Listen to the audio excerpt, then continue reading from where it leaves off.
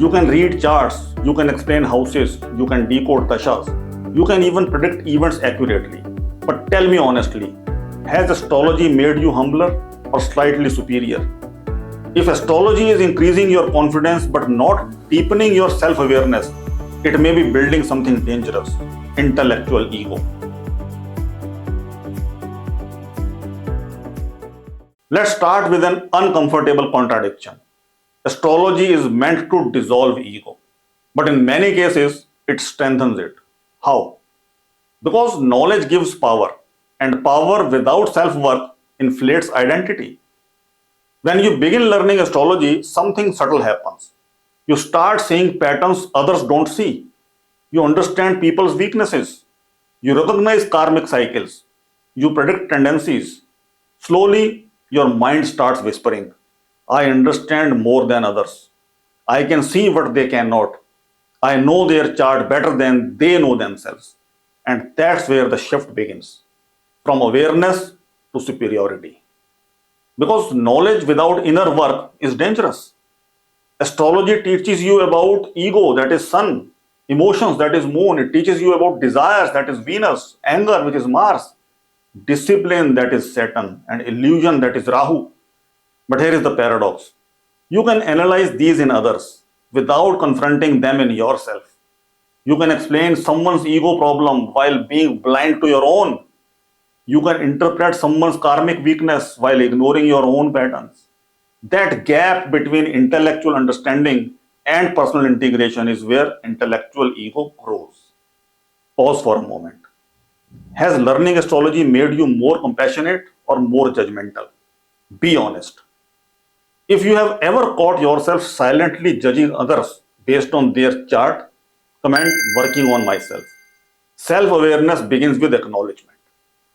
There are the subtle signs of intellectual ego. It doesn't look loud. It doesn't look arrogant externally.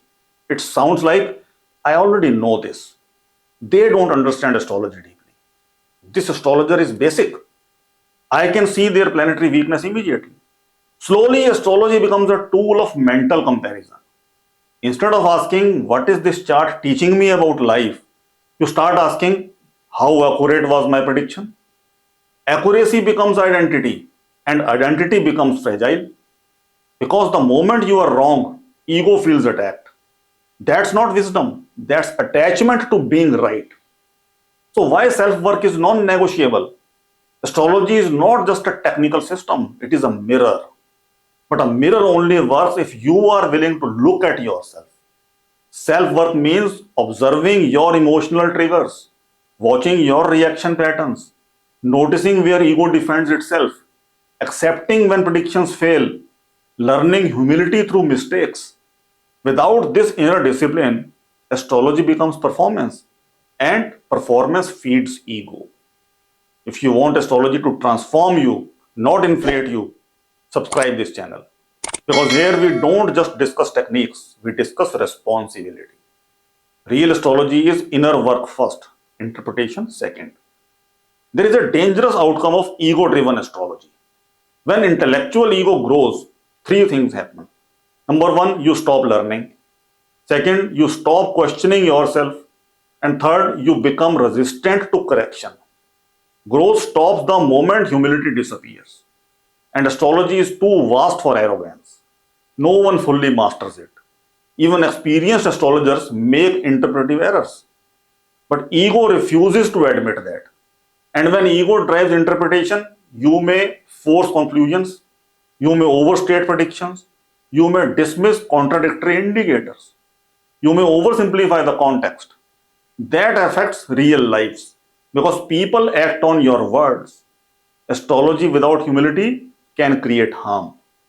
Not because the system is flawed, but because the interpreter is attached. Astrology originates from spiritual frameworks. It was never designed to inflate identity. It was meant to reveal karmic patterns, encourage detachment, promote self-awareness, build surrender to timing. If astrology makes you more reactive, more argumentative, more dismissive of others, something is misaligned. Knowledge should soften you. If it hardens you, ego is involved. If you truly want to grow in astrology responsibly, you need more than techniques. You need structured learning. You need ethical grounding. You need case based maturity, guidance that emphasizes inner growth. Our programs are not just about reading charts, they are about developing interpretive maturity. The link is below because technical skill without inner stability is incomplete. Here is a simple test. When someone challenges your interpretation, what happens internally? Do you become curious or defensive? Do you recheck the chart calmly or rush to prove yourself right? Astrology practiced correctly should increase patience because you understand that charts are layered. Multiple interpretations can exist and timing unfolds gradually. Intellectual ego wants finality, wisdom accepts probability. Here is the long term risk. If astrology strengthens your ego, you will struggle with criticism. You will isolate yourself intellectually. You will stagnate. You will lose spiritual grounding. But if astrology deepens your self work, you become calmer. You speak more responsibly. You predict with caution. You grow steadily. The difference is not knowledge level, it's inner work. If this video felt uncomfortable, that's a good sign. Discomfort often points to growth. Share this with someone who is learning astrology seriously. And more importantly, before analyzing your next chart, observe your own mind. Because the most important chart you will ever interpret is your own. Astrology without self work creates intellectual ego. Astrology with self work creates wisdom. One makes you feel superior, the other makes you feel responsible. Choose wisely because the deeper you go into astrology, the more humility it demands. And humility is not weakness, it is mastery in progress.